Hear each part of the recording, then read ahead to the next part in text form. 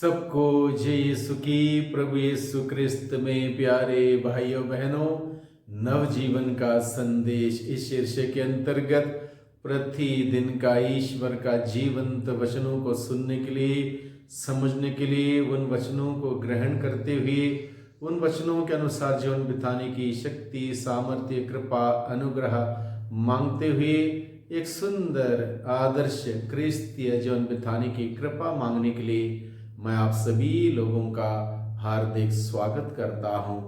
आज नवंबर की 29 तारीख है, शुक्रवार का दिन है और आज के दिन में हम सभी लोगों को मनन चिंतन करने के लिए विषय दिया है संत लूकस के द्वारा रचित सुसमाचार अध्याय 21 पद संख्या 29 से 33 का प्रसंग है। फिर एक बार आज के सुसमाचार के इस प्रसंग के माध्यम से प्रभु यीशु मसीह हम सभी लोगों को अंतिम समय के बारे में और अंतिम समय कब आएगा, कैसे आएगा, उस वक्त क्या क्या बातें घटित होंगी, इन सभी बातों को लेकर हम सबों से बातें करता है, इसलिए कि हम सभी सावधान रहें, सतर्क रहें, प्रभु के आगमन की तैयारियों में रहें और जब प्रभु आवे हम सभी लोगों को विश्वास में मजबूती के साथ पाएं और उसके विश्वास के फलस्वरूप हम सबों को उचित पुरस्कार प्रदान कर सकें।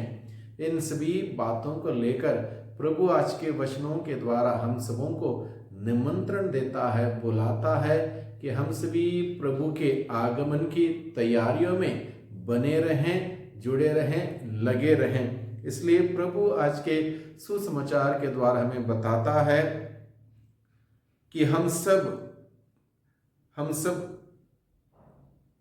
जो देख रहे हैं उन सब का समापन होगा, यानी कि जो कुछ भी भौतिक चीज हैं, ये आकाश, धरती और जितने भी चीजें हम लोग देख रहे हैं, यहाँ तक हमारा शरीर, सब कुछ एक दिन समापन की ओर जाएगा, एक दिन समाप्त होगा। यानी कि ये सारे क्षण भंगुर हैं, ये सब कुछ समाप्ति की ओर जाएंगे। इसलिए आकाश, पृथ्वी और जो कुछ उनमें है, सब कुछ का समापन होगा। इस वक्त हमें जो समाप्त नहीं होने वाली चीजों पर अपना ध्यान केंद्रित करने के लिए प्रभु हमें बुलाता है, जैसे यीशु वचन, विश्वास, हमारा प्रभु के साथ रिश्ता, ये समाप्त ना हो, ये सब समाप्त ना हो, बल्कि ये और मजबूती के साथ आगे बढ़े। इसलिए प्रभु हमें बुलावा देता है कि विश्वास हमारा और बुलंद हो, बुलंद विश्वास के साथ हम जीवन व्यतीत करें। अलौकिक चीजें जिन पर हम अपना ध्यान केंद्रित करें, अलौकिक चीजों पर, यानी कि धरती से ऊपर उठने की उन अलौकिक चीजों पर अपना ध्यान केंद्रित करें। जैसे विश्वास है, जिससे प्रभु के साथ हमारा रिश्ता, प्रेम है, ईश्वर का वचन है, ईश्वर के मूल्य सिद्धांत है, जिस पर अपना ध्यान केंद्रित करते हुए हम जीवन बिताएं। और प्रभु आज के वचनों के द्वारा हमें बताता है ये समय नजदीक है, निकट है, अंतिम समय है।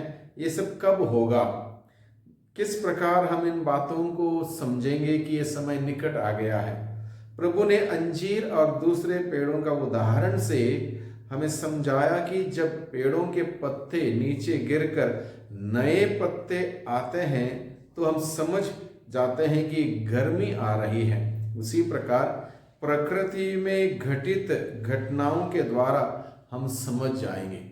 प्रकृति को अगर हम देखेंगे, दुनिया को देखेंगे, क्या क्या चीजें घटित हो रही हैं, ना केवल प्रकृति में प्राकृतिक आपदाएं, बल्कि लोगों के बीच में लड़ाई झगड़े, युद्ध, क्रांति, अलग अलग प्रकार से आतंकित करने वाली बातें हम सुनते हैं। आकाश धरती की शक्तियां विचलित होने की बातें हम सुनते हैं। अनेक प्रकार की चुनौती भरी घटनाएं, बातें, जिसको हम लोग दिन प्रतिदिन सुनते हैं। ये एक हम सबों के लिए एक संकेत है कि हम सभी सावधान रहें, सतर्क रहें, हम अपने आप को देखें कि मैं कहाँ पर खड़ा हूँ, आखिर मेरा कोई नुकसान ना हो। एक इस प्रकार का जीवन व्यतीत करने के लिए, बिताने के लिए प्रभु हमें बुलाता है। ये चीज़ हमें डराने के लिए नहीं, बल्कि हमें तैयार रहने के लिए, तैयार होने के लिए, विश्वास में मजबूत होने के लिए प्रभु हमारे सम्मुख रखता है।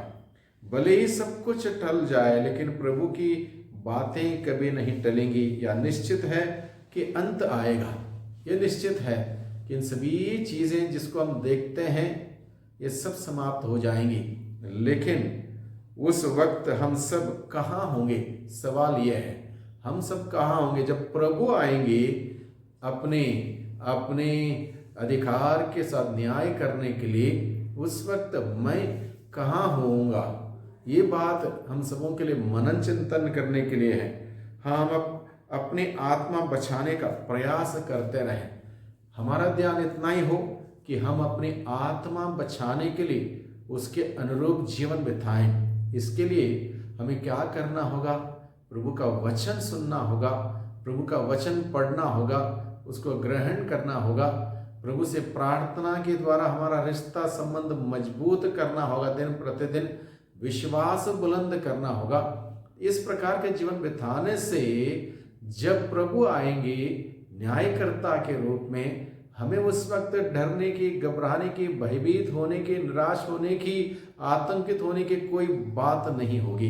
ये समय हम सबों के लिए प्रभु के साथ एक होने का समय है, प्रभु के साथ मिलने का समय है, प्रभु के आनंद का सहभागी होने का समय है। इसलिए हम सभी इन सभी बातों को समझें। प्रभु इन दिनों में लगातार अंतिम समय के बारे में बताता है। किसी को भी पता नहीं है किसके जीवन में प्रभु ने कितने दिन रखे हैं, कितने महीने रखे हैं, या कितने साल रखे हैं, या कितना समय रखा है, कोई नहीं जानता।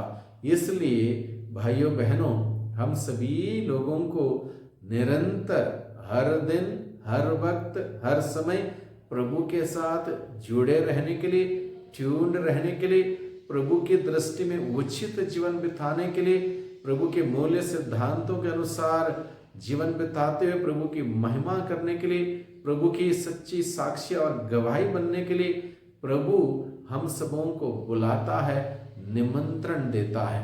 भाइयों बहनों, प्रभु के इस बुलावे को, इस निमंत्रण को हम ग्रहण करें, उस निमंत्रण के अनुरूप जीवन बिताने का प्रयास करते रहें।